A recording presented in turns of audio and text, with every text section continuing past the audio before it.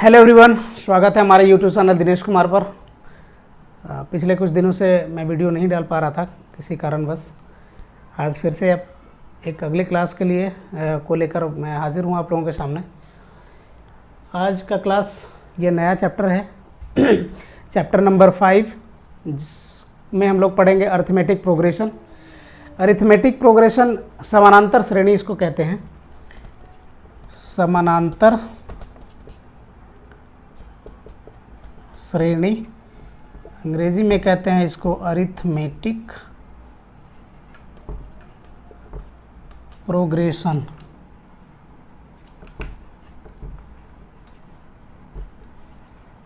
Arithmetic progression कहते हैं समानांतर श्रेणी।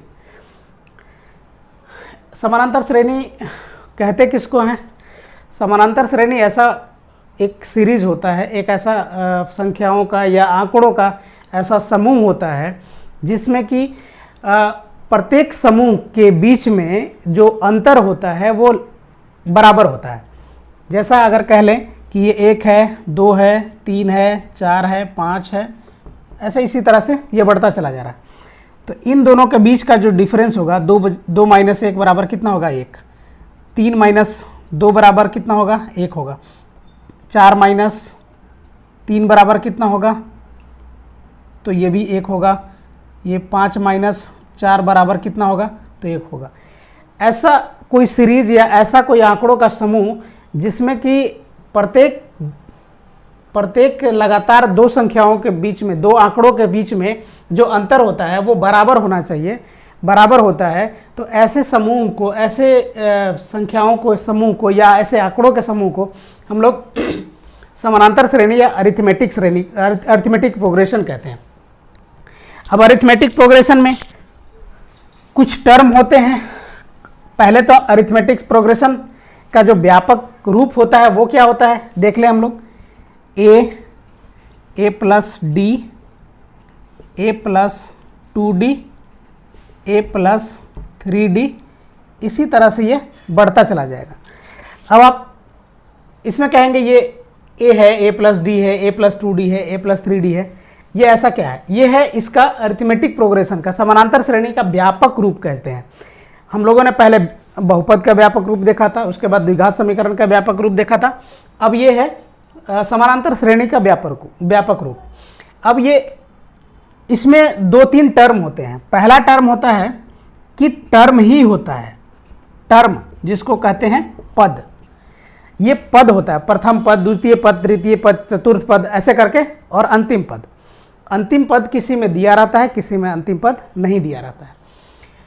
अब अरिथमेटिक प्रोग्रेशन में इसको क्या कहते हैं? ये जो है a plus D, a plus 2d, a plus 3d, इसके जगह कुछ भी हो सकता है। 1 हो सकता है, 2 हो सकता है, 3 हो सकता है, 4 हो सकता है, या इसी तरह से ये 2, 4, 6, 8, 10 ऐसा भी हो सकता है। तो ये जो होते हैं ना, 1, 2, 3, 4, इन सभी आंकड़ों को इंडिविजुअली, व्यक्तिगत रूप से इन आंकड़ों को कहते हैं पद। ये है पद, टर्म, पहला, दूसरा, तीसरा, चौथा, ऐसे करके पद होता।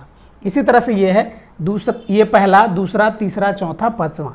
अगर कहा जाए कि इस सीरीज में, इस श्रेणी में तीसरा पद कौन है, तो तीसरा पद कौन होगा? 6 होगा। चौथा पद कौन होगा? 8 होगा। पहला पद कौन होगा? 2 होगा। दूसरा पद कौन होगा? 4 होगा। इसी तरह से अगर कहा जाए कि ये खत्म होता है 16 पर, तो इसका अंतिम पद क्या होगा? अंतिम पद होगा 16। तो ये होगा अंतिम पद। अंतिम पद होगा क्या? 16। अब देखिए, ये पद आपने समझ लिया कि पद किसको कहते हैं। ये अगर इस तरह से ये समानांतर श्रेणी है तो a plus D, a plus 2d, a plus 3d, इसको बोलते हैं हम लोग पद। या अगर ऐसे है 1, 2, 3, 4, 2, 4, 6, 8 ऐसे है, तो हम लोग इसी को पद कहते हैं। ये पहला पद, दूसरा पद, तीसरा पद और चौथा पद। पद समझ गए होंगे। दूसरा है क्या? ये आप पद में भी लिखेंगे प्रथम पद और अंतिम पद। प्रथम पद और अंतिम पद। प्रथम पद अगर कोई चीज़ का होगा ये अगर सीरीज दिया हुआ है, ये समानांतर श्रेणी में है, तो इसका प्रथम पद क्या होगा? 1 होगा। अगर ये व्यापक फॉर्मूला में, व्यापक रूप में अगर देखा जाए तो प्रथम पद क्या है? a है, द्वितीय पद a प्लस डी है, तृतीय पद a plus 2d, a plus 3d, इसी तरह से बढ़ता चला जाएगा। प्रथम पद और अंतिम पद, इसमें कोई भी पद हम लोग निकाल सकते हैं, प्रथम द्वितीय। अगर प्रथम दिया है तो ठीक है, नहीं दिया है तो भी निकालेंगे, उसके लिए आगे पढ़ेंगे। प्रथम पद, द्वितीय पद, तृतीय पद, इसी तरह से अंतिम पद। अब इसके बाद आता है डी। डी क्या है इसमें? ये व्यापक रूप है तो डी कुछ होगा ना। ये तो पता चल गया कि ए क्या है? प्रथम पद है। डी क्या है? अब डी होता है, पहला तो हुआ पद, दूसरा होगा सार्वअंतर। सार्वअंतर इसको बोलते हैं कॉमन डिफरेंस, इसको बोलते हैं कॉमन डिफरेंस। हिंदी में सार्वअंतर कह लीजिए, इंग्लिश में कॉमन डिफरेंस। कॉमन डिफरेंस होता क्या है? दो लगातार पदों के बीच का जो अंतर होता है वही होता है हमारा सार्वअंतर। कॉमन डिफरेंस क्यों? क्या अंतर केवल कह देता, लेकिन सार्वअंतर क्यों कहा गया? कॉमन डिफरेंस क्यों कहा गया? कॉमन डिफरेंस इसलिए कहा गया कि दो लगातार पदों का जो अंतर जो होगा उस सभी में बराबर होगा। मतलब इसका मीनिंग यह हुआ कि द्वितीय पद में से प्रथम पद को घटाएंगे तो हमारा जितना आएगा वही आएगा, तृतीय पद में से द्वितीय पद को भी घटाएंगे तब वही आएगा हमारा, जब चतुर्थ पद में से तृतीय पद को घटाएंगे। इसका कहने का मतलब है कि द्वितीय पद माइनस प्रथम पद बराबर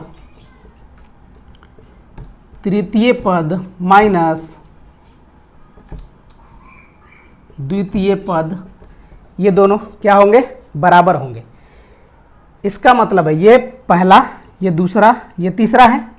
तो अगर दूसरे पद में से पहले पद को घटाएंगे तो दूसरा पद क्या है? a प्लस डी है। और इसको अगर पहला पद क्या है? a है, तो इसको घटाएंगे और तीसरा पद में से दूसरे पद को घटाएंगे, क्योंकि लगातार यही हो रहा है ना।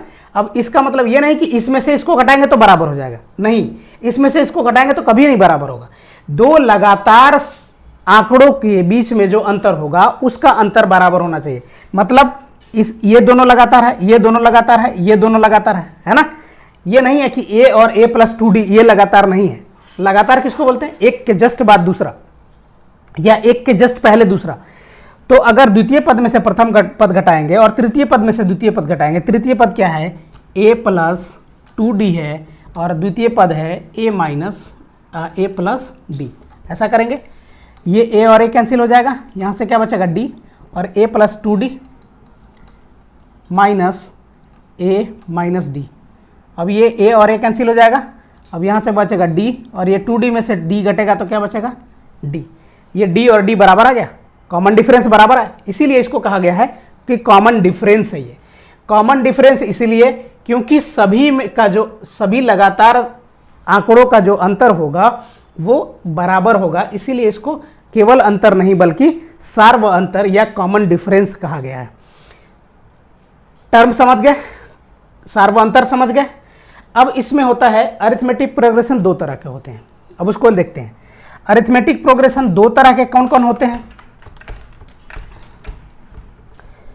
दो तरह के होते हैं।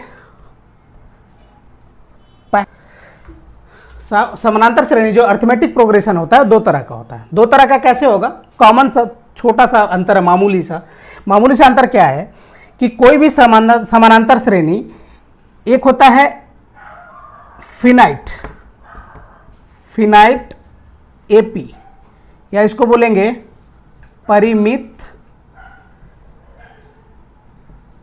समानांतर श्रेणी, और दूसरा होता है इनफिनाइट एपी या अपरिमित समानांतर श्रेणी। फिनाइट और इनफिनाइट। फिनाइट किसको कहते हैं? जिस अरिथमेटिक प्रोग्रेशन में, जिस समानांतर श्रेणी में अंतिम पद दिया रहेगा है ना, जैसे 1 2 3 4, ये ऐसे चल के 15 तक दिया है। ये क्या है, ये अरिथमेटिक प्रोग्रेशन में है, समानांतर श्रेणी में है। और अगर अंतिम पद दिया हुआ है तब हम कहते हैं इसको फिनाइट अरिथमेटिक प्रोग्रेशन या परिमित समानांतर श्रेणी। अगर यही वाला टर्म ऐसा लिखा रहे 1 2 3 4 5 6 और ये पता ही नहीं है कि कहाँ तक जाएगा, तो ये भी समानांतर श्रेणी में है, लेकिन हमको लास्ट टर्म अंतिम पद इसमें नहीं पता है। अगर अंतिम पद नहीं पता है तब क्या हुआ, इन्फिनाइट। एक होता है फिनाइट, सीमित, सीमित कह लीजिए या परिमित कह लीजिए, इन्फिनाइट असीमित कह लीजिए या अपरिमित कह लीजिए, एक ही टर्म है। तो जिस समानांतर श्रेणी में अंतिम पद दिया रहता है उसको कहते हैं परिमित समानांतर श्रेणी, और जिस समानांतर श्रेणी में अंतिम पद नहीं दिया रहता है उसको कहते हैं अपरिमित या इन्फिनाइट समानांतर श्रेणी, अरिथमेटिक प्रोग्रेशन। ठीक है, तो हम लोग पहला चीज सीखे टर्म पद क्या होता है, उसके बाद पद में प्रथम पद द्वितीय पद कैसे निकालते हैं, सार्वअंतर समझ गए हम लोग, सार्वअंतर समझ गए। उसके बाद समानांतर श्रेणी कितने प्रकार का होता है, 2 तरीके का, फिनाइट और इनफिनाइट, 2 चीज समझ गए। अब आगे चलते हैं।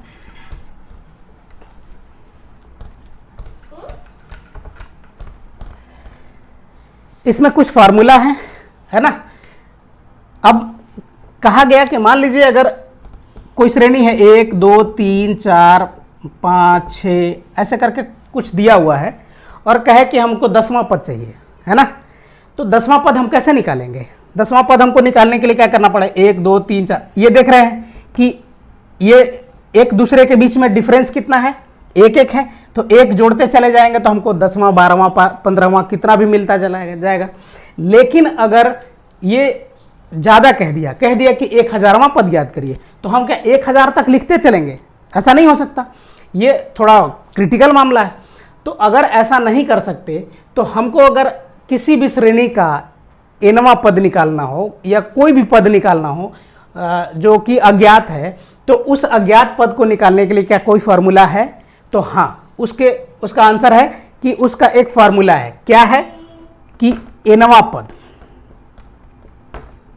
समांतर श्रेणी का nवां पद, आप लिख सकते हैं nth टर्म। इसका फार्मूला होता क्या है, समानांतर श्रेणी का nवां पद अगर निकालना हो, यही अगर मान लीजिए कहा जाए कि 1000वां पद निकालिए, तो 1000वां पद निकालने के लिए हमको क्या फार्मूला यूज करना पड़ेगा, कौन सा फार्मूला लगेगा कि हमारा ये nवां टर्म या 1000वां टर्म निकल जाएगा, 1000वां पद निकल जाएगा। तो इसके लिए एक फार्मूला होता है a + n-1 × d।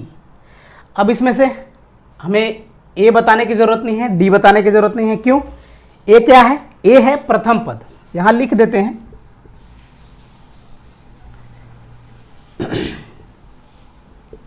जहां a बराबर है प्रथम पद, d बराबर है सार्वअंतर और n बराबर है, n क्या है, nवां पद, है ना। अगर कहा जाए कि 10वां पद निकालिए तो n के जगह हम लोग क्या करेंगे, 10 लिख देंगे। कहेगा 1000वां पद निकालिए तो 1000वां n के जगह हम लोग 1000 लिख देंगे। प्रथम पद दिया होगा, सार्वअंतर दिया होगा, तो हमारा 1000वां पद निकल आएगा। तो ये लिखेंगे nवां पद। ठीक है, n का वैल्यू होगा क्या, जो भी यहाँ क्वेश्चन में पूछा जाएगा कि 1000वां पद, 500वां पद, 200वां पद, है ना, जो भी होगा वही हमारा n का वैल्यू हो जाएगा। तो समानांतर श्रेणी का nवां पद निकालने के लिए हमको फार्मूला का क्या जरूरत पड़ेगा, a + n-1 × d। प्रथम पद समझ गए, सार्वअंतर समझ गए, nवां पद कैसे निकलता है ये समझ गए। अब इसी में एक और फार्मूला होता है जो अगले एक्सरसाइज में पढ़ना है, लेकिन हम सारे फार्मूला का डिस्कस एक बार यहाँ कर लेते हैं। उसके बाद जैसे जैसे चैप्टर बढ़ेंगे, एक्सरसाइज बढ़ेंगे, उसके हिसाब से उस फार्मूला का यूज़ भी करते चलेंगे।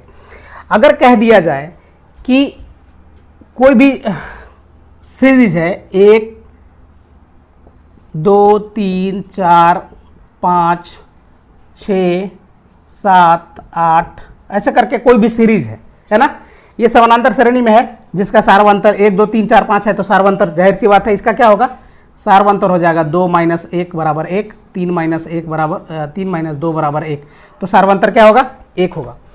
तो इस तरह से अगर कोई सीरीज हो और कहा जाए कि इस समानांतर श्रेणी के संख्या का योग ज्ञात करिए, है ना, 10 पदों का, 15 पदों का, 30 पदों का, 50 पदों का जो योगफल होगा वो ज्ञात करिए, तो इसी तरह के श्रेणी का अगर योगफल ज्ञात करने के लिए हमको निकाला जाए तो योगफल हमको कैसे निकालना होगा, तो लिखेंगे समानांतर श्रेणी के n पदों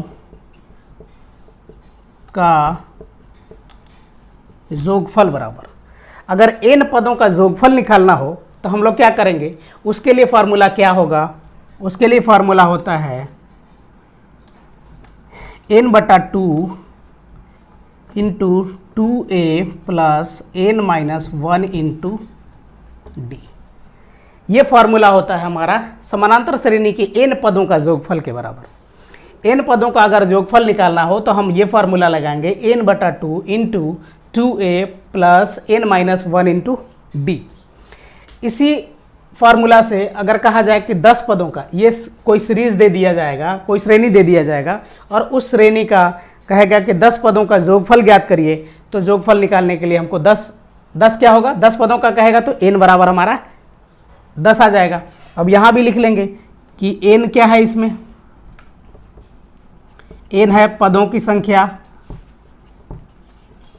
संख्या या nवां पद जो भी कह लीजिए। उसके बाद है a है 2 तो फार्मूला में है, a है हमारा प्रथम पद और d है हमारा सार्वंतर।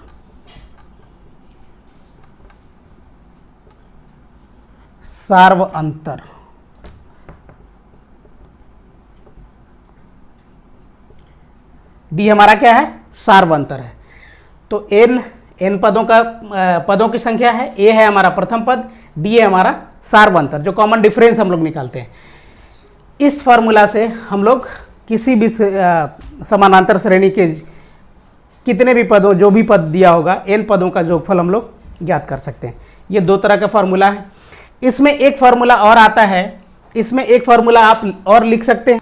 यह फार्मूला आप लिख सकते हैं n/2 a प्लस l है, लेकिन l क्या है, l है आपका जहां लिखेंगे, जहां l बराबर है a plus n-1 into D आपको लिखना पड़ेगा, ठीक है। l तभी पता चल पाएगा जब l का वैल्यू होगा a plus n-1 into D. रुकिए बाबू, तो l बराबर क्या आएगा, अगर हम ये फॉर्मूला लिखते हैं तो l बराबर हमको लिखना पड़ेगा a plus n-1 into D. कौन सा फॉर्मूला, ये जो nth टर्म का फॉर्मूला है, nवां पद का फॉर्मूला है, वो वाला हमको l के बराबर निकालना पड़ेगा। मतलब अंतिम पद ये होता है n होता है अंतिम पद, प्रथम पद जोड़ अंतिम पद बराबर होता क्या है, a plus n-1 into D. ये फार्मूला पहला फार्मूला। दूसरा फार्मूला व्यापक यही है, ज्यादातर यही यूज होता है, इसको भी आप यूज कर सकते हैं, यूज किया जा सकता है, कोई दिक्कत नहीं है। इस फार्मूले से निकाले, इस फार्मूले से निकाले, आंसर आपका सेम आएगा। तो हमने समझा समानांतर श्रेणी कितने प्रकार का होता है, 2 तरह का, एक होता है फिनाइट और दूसरा इनफिनाइट।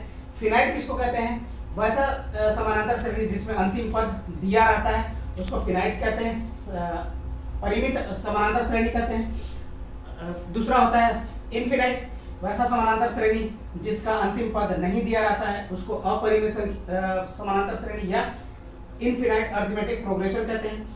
अब समानांतर श्रेणी में समानांतर श्रेणी का व्यापक रूप क्या होता है, व्यापक रूप हमने देखा a plus d, a plus 2d, a plus 3d, ये होता है समानांतर श्रेणी का व्यापक रूप। समानांतर श्रेणी के nवां पद an लिख सकते हैं, आप इसको an भी लिख सकते हैं, tn भी लिखा जा सकता है, कुछ भी आप डिनोट कर सकते हैं। nवां पद हमको निकालना है, nth टर्म भी लिखा जा सकता है, किसी से ऐसा नहीं है कि बुक में ऐसा लिखा हुआ ऐसा लिख सकते हैं, कोई दिक्कत नहीं। nवां पद लिख सकते हैं, an लिख सकते हैं, tn लिख सकते हैं, है ना। तो आप nवां पद निकालना है, इस फार्मूला से निकलेगा a plus n-1 into D.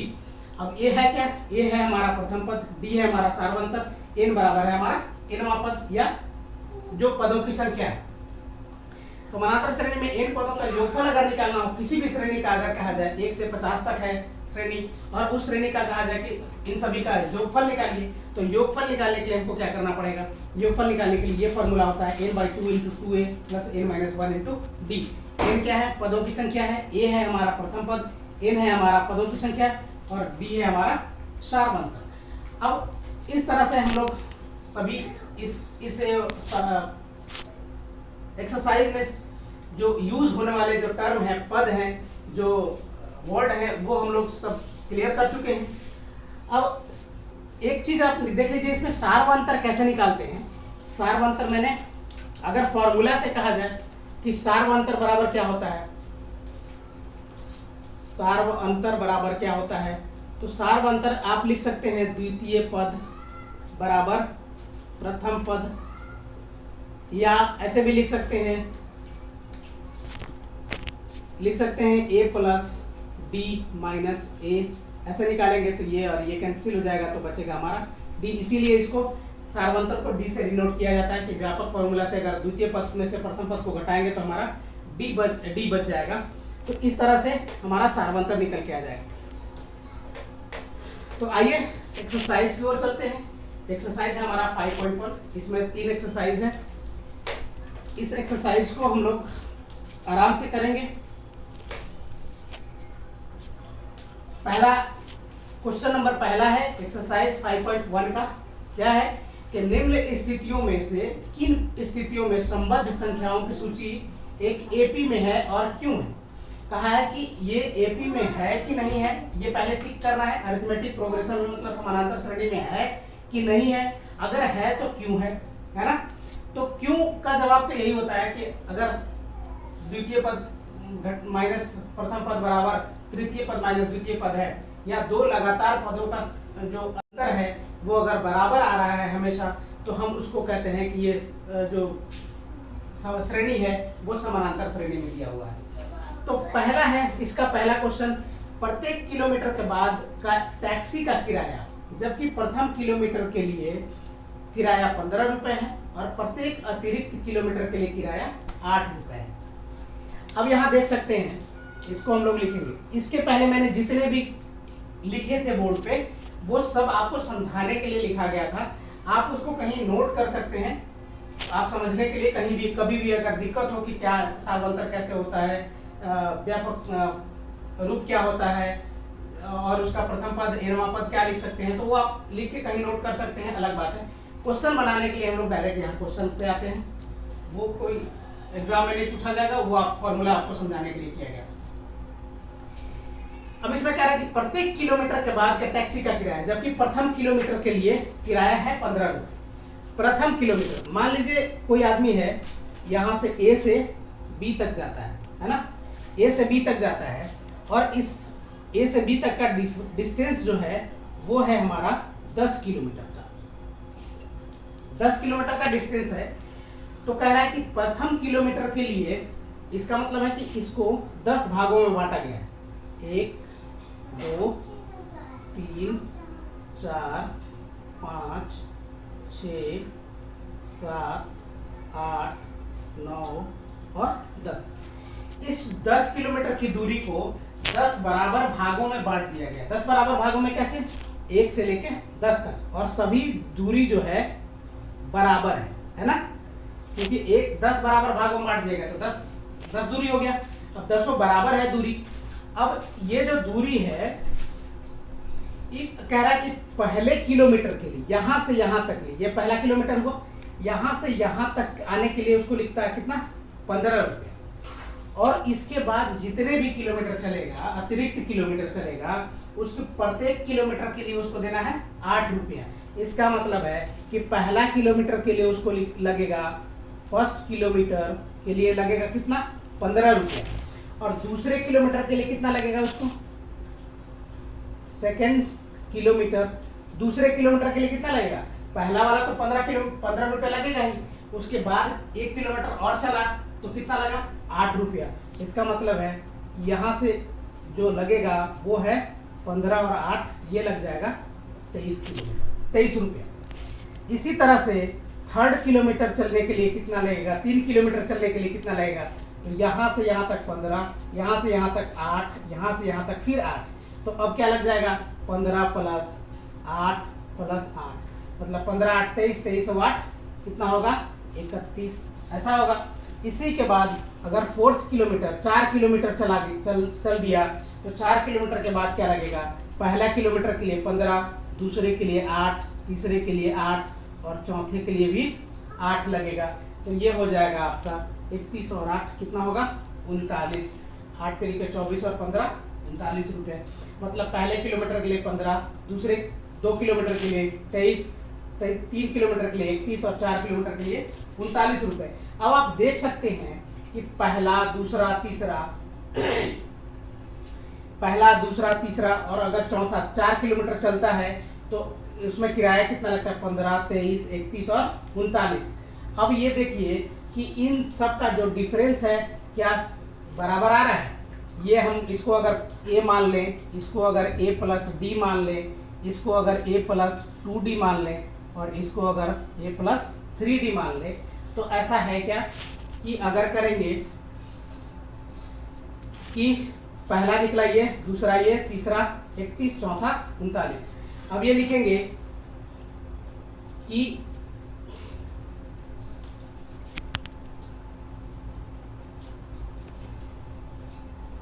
दिया गया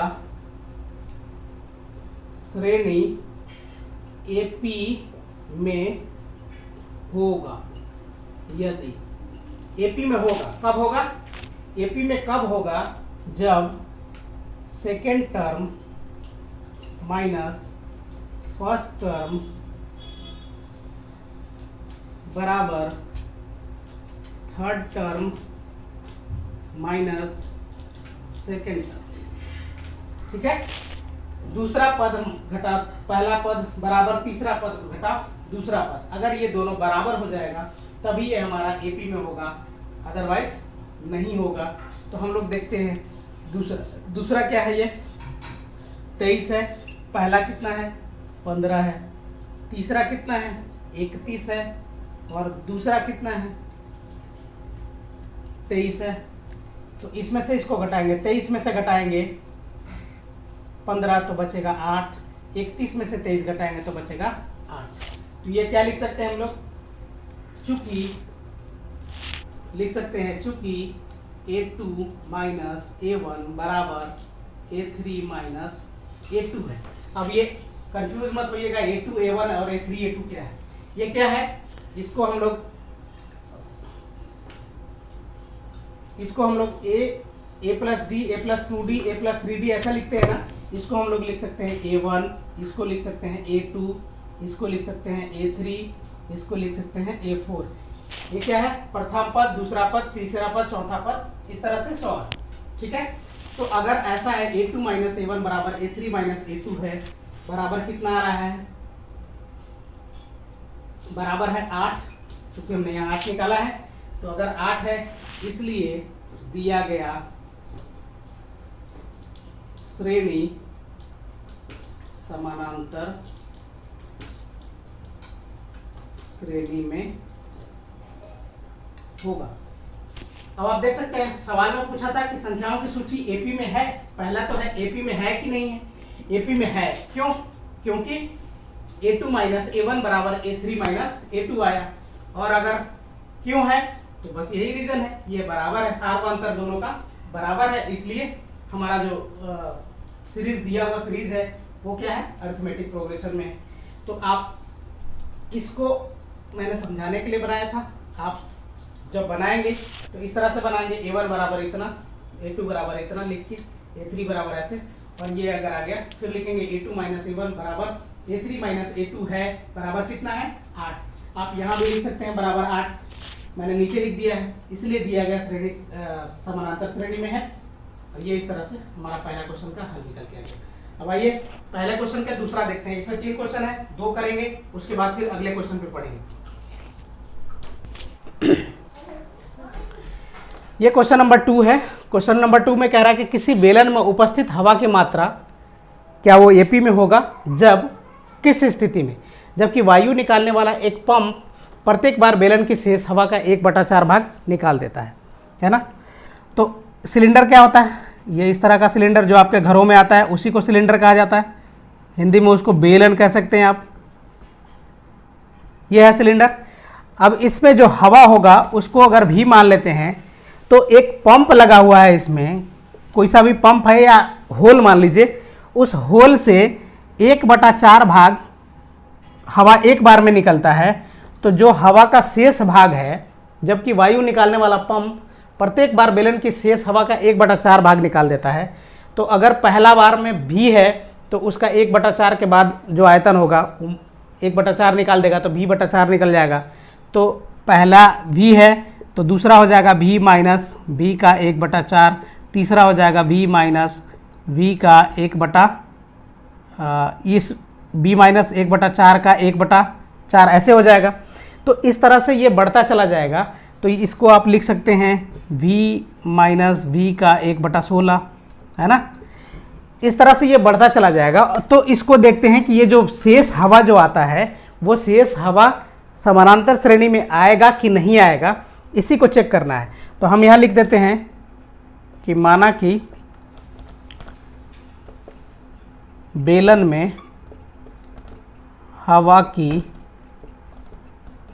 मात्रा v है, v मान लिया। तो v है तो इसको हम लोग पहला मान सकते हैं, a1 मान सकते हैं हम लोग। तो v a1 हमारा आ गया। अब a2 निकालने के लिए क्या करेंगे, a2 क्या होगा, मतलब एक बार में कितना निकलता है 1/4। तो पहले v है, v का 1/4 निकल जाएगा। तो a2 बराबर क्या होगा, v माइनस v का 1/4 हो जाएगा। v माइनस v का 1/4। अब इसको करेंगे तो 4v माइनस v/4 बराबर हो जाएगा, 4v में से b घटेगा 3v/4 हो गया, ऐसा होगा। इसी तरह से a2 आया हमारा, ये पहला था a1 v, a2 आया v माइनस v का 1/4। तो ये v 4v माइनस v/4, तो 4v में से v घट जाएगा, 3v/4 बच जाएगा। ये हमारा a2 आ गया। अब अगर a3 निकालेंगे तो अब ये जो शेष हवा है, शेष हवा इतना बचा है, इस हवा का 1/4 अबरी बार में निकलेगा। तो बचेगा 3v/4 माइनस 3v/4 का 1/4, यही बच जाएगा। ये हमारा शेष हवा हो जाएगा। अब यहाँ आप देख सकते हैं ये 3v/4 3v/4 कॉमन कर सकते हैं हम लोग, कॉमन कर लिया, इसको कॉमन कर लिया, यहाँ से बच जाएगा 1 और यहाँ से बच जाएगा 1/4, ऐसा बच जाएगा। ये हो जाएगा 3v/4 इंटू, इसको अगर एलसीएम लेंगे तो 4 माइनस 1/4, इसको और करेंगे तो 3v/4 इंटू 4 में से 1 घटेगा 3 बचेगा और ये 4।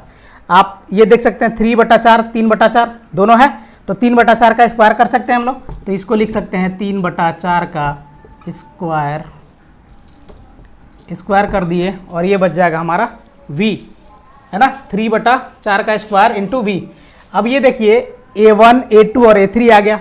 हमको ये चेक करने के लिए कि a2 माइनस a1 बराबर a3 माइनस a2 है कि नहीं है, AP में है कि नहीं है, हमको हमारा तीन वैल्यू ही मिल जाएगा, a1 a2 और a3 ही मिल जाएगा। तो हम चेक कर लेंगे कि हमारा जो दिया गया सीरीज है वो AP में है कि नहीं है। तो यहाँ चेक करने के लिए हम लोग करते हैं, ये v है कि दिया गया सीरीज AP में होगा, लिखेंगे दिया गया श्रेणी AP में होगा यदि, कब AP में होगा, जब a3 माइनस a2 बराबर a2 माइनस a1 होगा, ठीक है ना, a2 माइनस a1 होगा। अब a3 है कितना, a3 है हमारा 3/4 v का स्क्वायर माइनस a2 है हमारा 3v/4 बराबर a2 है हमारा 3v/4 माइनस a1 है हमारा v, इसको ऐसा लिख सकते हैं। अब यहाँ से आप देख सकते हैं इनमें से 3b/4 कॉमन कर सकते हैं हम लोग। तो यहाँ से 3b/4 कॉमन कर लिया, यहाँ से बच जाएगा हमारा, चूँकि ये 2 बार है तो 1 बार निकल जाएगा, तो 1 बार बचेगा, और यहाँ से बचेगा 1 बराबर 3b/4 माइनस 4b हो जाएगा, चूँकि 4 और 1 का एलसीएम 4, 3b माइनस 4b। अब आप देख सकते हैं यहाँ कि 3b/4, और ये क्या है, ये 3 में से 4 घट जाएगा, तो ये बच जाएगा हमारा -1/4, और ये हो जाएगा -b/4। आप देख सकते हैं कि ये बराबर है क्या, नहीं है बराबर। तो हमारा जो सीरीज़ है वो यहीं से देखने से पता चल रहा है कि ये सीरीज़ एक है, A1 A2 और A3 है, जो कि कोई एक कॉमन डिफरेंस इनका बराबर नहीं आ रहा है। आप यहाँ भी देख सकते हैं कि ये आया हमारा -3b/16, और ये आएगा हमारा -b/4। माइनस और माइनस तो कैंसिल हो जाएगा, लेकिन ये क्या बराबर है, नहीं है बराबर। 3b/16 बराबर b/4 कभी भी बराबर नहीं हो सकता, इसलिए ये जो दिया गया सीरीज़ है हमारा वो अरिथमेटिक प्रोग्रेशन में नहीं है, यानी समानांतर श्रेणी में नहीं है। तो हम लोग लिख देंगे चूँकि A2 माइनस A1 बराबर नहीं है A3 माइनस A2 के, ठीक है ना। A2 माइनस A1 बराबर नहीं है, या ऐसे लिख सकते हैं इसको, चूँकि A3 माइनस A2 बराबर A2 माइनस A1 बराबर नहीं है, इसलिए दिया गया श्रेणी समानांतर श्रेणी में नहीं है। चूँकि A3 माइनस A2 बराबर A2 माइनस A1 नहीं आया है, इसलिए हम लोग इसको लिख सकते हैं कि यह दिया गया जो सीरीज़ है समानांतर श्रेणी में नहीं है। तो इस क्वेश्चन नंबर 1 में 2 क्वेश्चन हम लोगों ने हल कर लिया। 2 क्वेश्चन और हैं इसमें, 2 क्वेश्चन आप खुद चेक कर सकते हैं, करना कुछ नहीं है, केवल कॉमन डिफरेंस निकालना है। जो कॉमन डिफरेंस ये होता है A3 माइनस A2 बराबर A2 माइनस A1। ऐसा भी लिख सकते हैं आप, इधर इसको भी लिख सकते हैं, इसको इधर लिख सकते हैं, कोई दिक्कत नहीं है, बराबर ही आएगा वैल्यू, ठीक है। A2 माइनस A1 बराबर A3 माइनस A2 भी लिख सकते हैं। तो इस तरह से हमारा क्वेश्चन नंबर 2 क्वेश्चन इसमें कंप्लीट हुए। बाकी 2 क्वेश्चन आप खुद चेक कर लीजिएगा कि वो समानांतर श्रेणी में है या नहीं है। बाकी हम लोग आगे बढ़ते हैं क्वेश्चन नंबर 2 की तरफ। पहला क्वेश्चन कंप्लीट हो गया। दूसरा क्वेश्चन देखते हैं क्या है। दूसरा क्वेश्चन में दिया हुआ है कि दी हुई AP के प्रथम 4 पद लिखिए, जबकि प्रथम पद A और सार्वंतर D दिया हुआ है।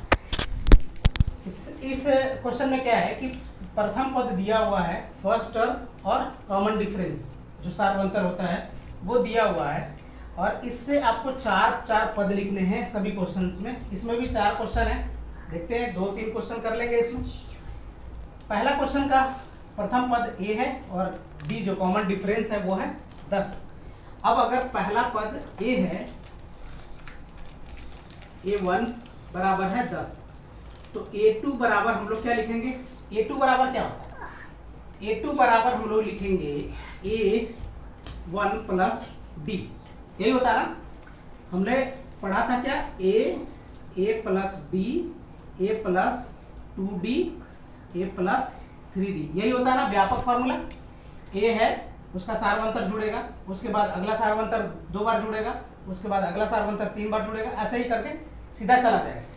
तो पहला जो हमारा पहला पद है, प्रथम पद 10 दिया हुआ है और सार्वंतर 10 है, तो हमारा A2 क्या होगा, प्रथम पद 10, द्वितीय पद क्या होगा, पहले पद में हम सार्वंतर जोड़ देंगे, तो पहला पद हमारा है 10 और सार्वंतर हमारा 10, तो दूसरा पद हमारा आ जाएगा 20। इसी तरह से A3 आएगा, 4 पद लिखने हैं, तो मतलब AP के प्रथम 4 पद लिखिए, A1 A2 A3 और A4 तक लिखना है। यहाँ से A3 लिखेंगे तो A1 प्लस 2D लिखेंगे।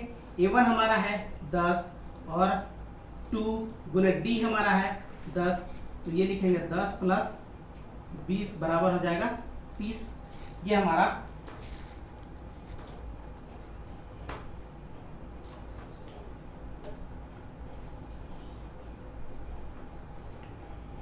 आ जाएगा 30 A1 प्लस 2D। तो A हमारा है 10 और 2D 2 इंटू डी हमारा 10 है, तो 10 प्लस 10 गुना 2 20, 10 और प्लस 20 30 हो जाएगा। इसी प्रकार से A4 हो जाएगा A प्लस 3D। तो A हमारा 10 प्लस 3 गुने 10, 10 प्लस 10 या 30 बराबर हमारा हो जाएगा 40। तो हमारा जो प्रथम 4 पद हुआ पहले क्वेश्चन का वो आया हमारा A1, A2, A3, A4, 10, 20, 30 और 40। तो हम लोग यहाँ लिख सकते हैं अतः प्रथम 4 पद कौन कौन होगा? 10, 20, 30 और 40 है। ठीक है, यही हमारा प्रथम 4 पद है 10, 20, 30 और 40। क्यों कि A बराबर प्रथम पद दिया हुआ था 10 और सारवंतर दिया हुआ था 10। प्रथम पद हुआ A1 हुआ हमारा 10।